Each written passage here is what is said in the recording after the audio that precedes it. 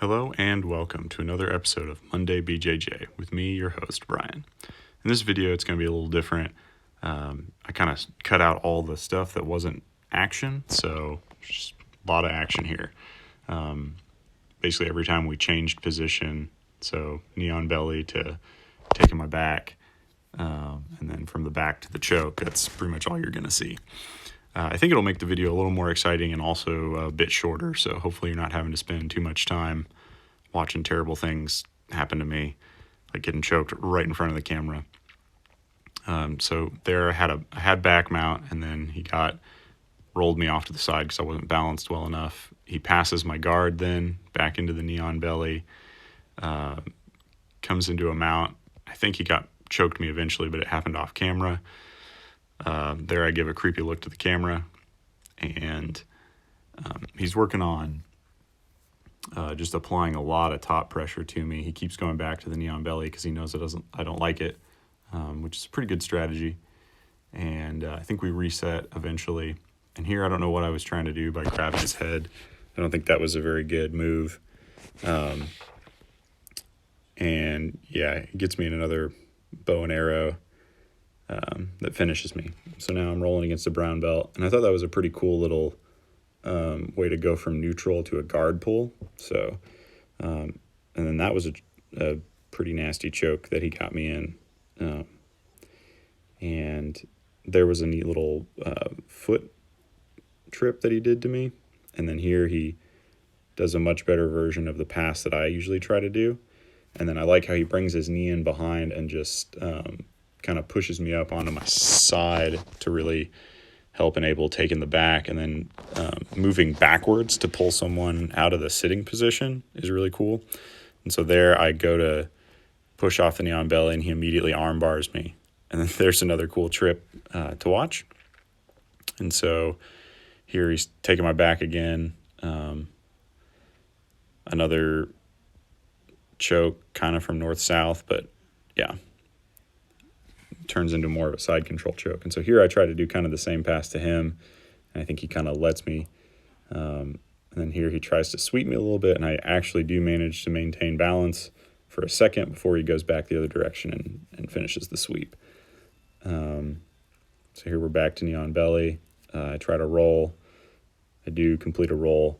And then here we were doing takedown game earlier in practice, and so I was working this throw, and it kind of started out as an ankle pick and then turned into a throw. But he's got good sweeps, so it didn't even matter that I was on top, and he finished me there. And then, yeah, I get triangled because I'm too, my game is pressure game, so triangles me. I tap, and then we go to this guy. He's taking mount on me, and I try to roll. He's got really good base, so it's difficult for me here. Almost get triangled again, but this time the pressure pass works, but my arm's still trapped in there. And, I got it out this time. So sometimes against him, he'll keep my arm, and I can't get around past him. And so this is what I was trying to do against the brown belt guy. You pass one direction, and then when they stop you, you pass the other direction. And then here's kind of the meat of the class. We were kind of just sitting there, and this brown belt asked me if there's one thing you could do that would make you better, what would it be?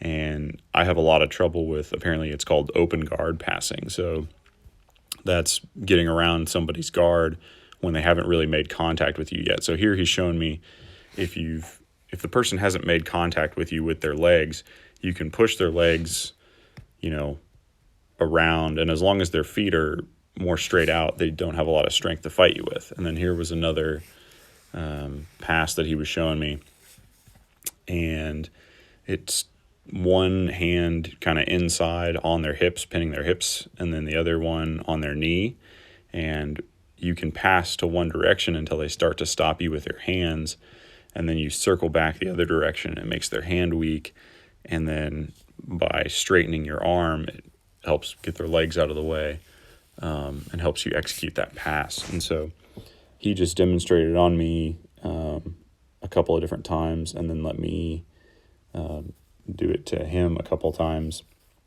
And it was really cool just to have that question kind of posed to me, like if there was one thing you could do that would make you better, what would it be?